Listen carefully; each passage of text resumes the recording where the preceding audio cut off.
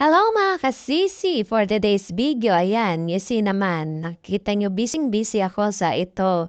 Ito, nabili ko to ng 1 real, 150 pesos para hindi na ako nahihirapan kasi gagawa ako ngayon ng siomai. So ayan, ang aking nabili, very useful.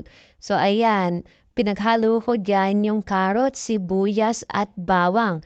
Tapos ihahalo ko dyan sa chicken na aking binili yung giniling. So, siyempre magbe-break time muna ako. Gawa 'to ng asawa ko yung kape. So, ayan, paghahaluin ko na itong mga nadurog ko na gulay, tapos ihahalo ko siya diyan sa may giniling. Tapos ayan, lalagyan ko siya ng paminta, isang itlog at itong wow sarap. Yan mga kasisi. Tapos lalagyan ko siya ng konti lang na asukal at konting asin. So ayan na, hahaluin ko na siya. Tapos ayan na ang kanyang kinalabasan. Tapos wala akong mabili na molo wrapper kaya ito na lang lumpia wrapper ang gagamitin ko. So parang lumpia yung lalabas niya. Pero carry balls na 'to. So ayan, ibabalot ko na siya, nilagyan ko ng mantika yang aking steamer.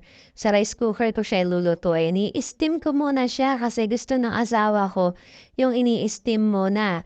Tapos ayan yung magiging sausawan niya, yung garlic at chili with lemon. So nung na-steam ko na siya, pinalamig ko muna at saka ayan, prinito ko na siya kasi gusto ng asawa ko yung fried siomai. Ito yung lagi niya nire-request na lutuin ko. Medyo matarbaho lang pero masarap talaga siya. So ayan, pag kami ay nagke-crave ng siomai, ako ay nag-homemade na lang na luto kasi wala dito nun mabilhan. Kung meron man, mahal. Kaya ayan, gumagawa na lang ako. So yun lang mga kasisi. That's it for today. Kain tayo ang aking fried siomai.